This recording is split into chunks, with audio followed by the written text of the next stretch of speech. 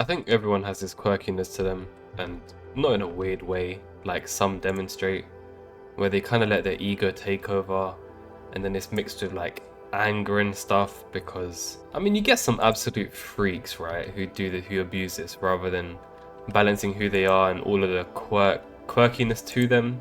And I guess mainly because it's kind of cool to be trendy and different, right? Because you get more likes on social media and stuff like that. So, but that's not what I'm talking about. I'm talking about quirkiness in a sense, like your innate gifts and talents, and underneath, everything, the mask in front of public and everyone else, how you show yourself to everyone else, the real you, with the real gifts that you can kind of offer to the world, right?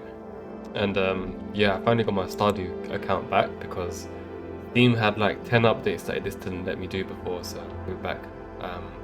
But yeah, the real you and the real kind of gifts that you can offer the world, man. Because for starters, right, if you actually think about it, we all are viewed differently by everyone we meet. Everyone has a different kind of perspective of us. Some of them might be similar, but most of them are going to be different because you portray yourself as different to different people and stuff like that. So it's pretty crazy. Pretty crazy. I don't think we have to water trees now, do we? Yeah, no, it doesn't seem like it.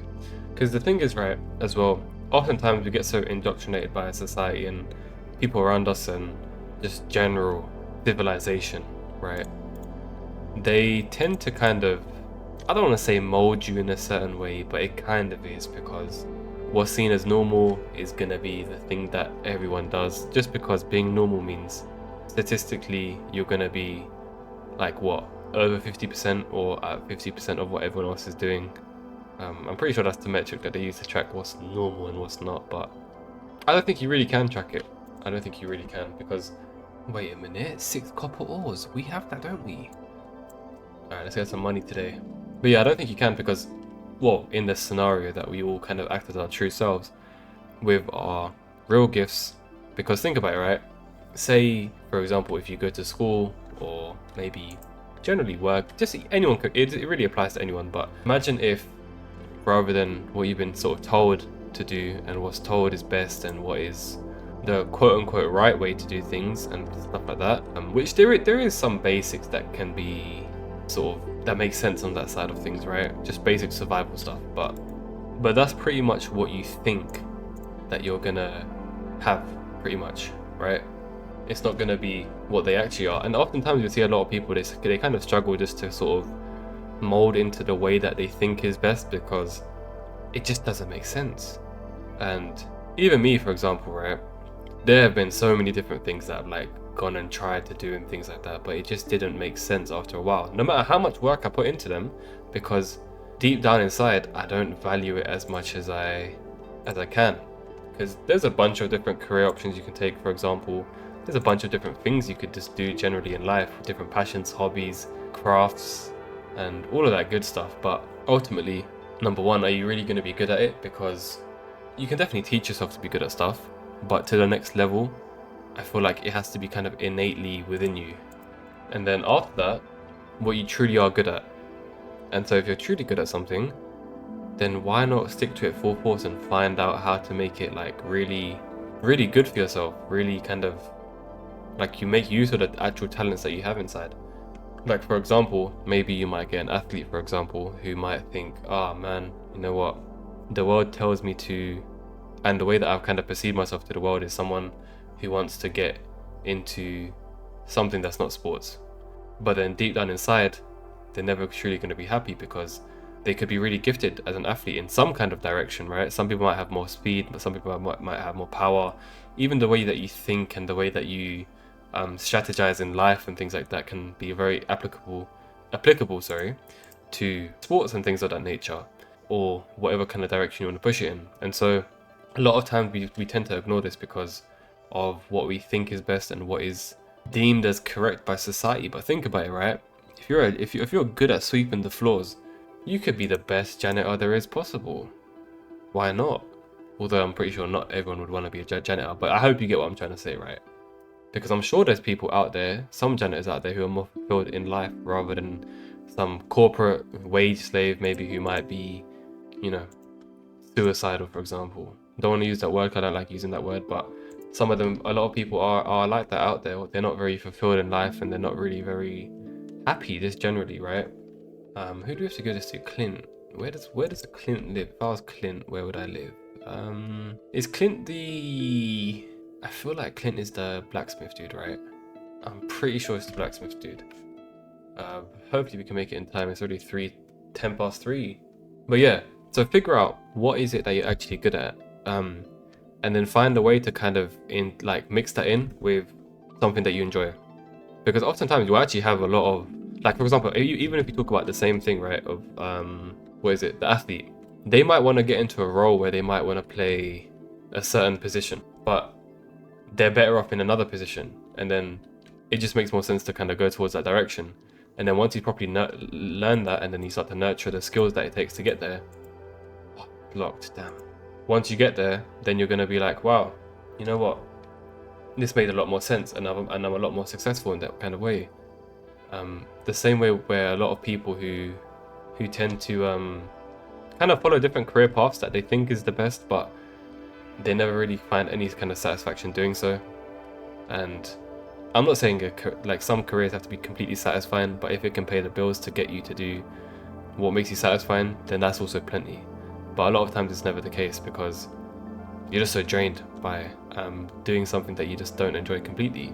And that's why you've got different roles for, even in like video games, right? If you're talking about like you know basic stuff like support, attack, tank, you've got like defense people, you've got just all the different roles that you might have in different video games, right?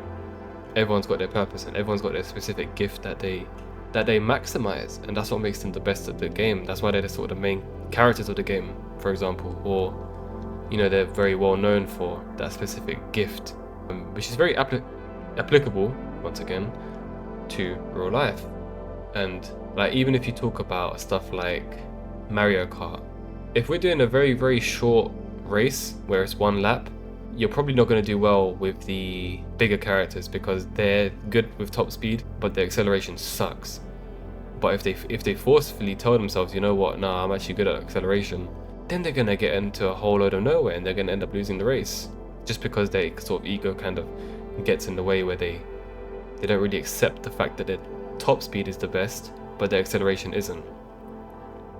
But because they've kind of brainwashed themselves, they now think the opposite.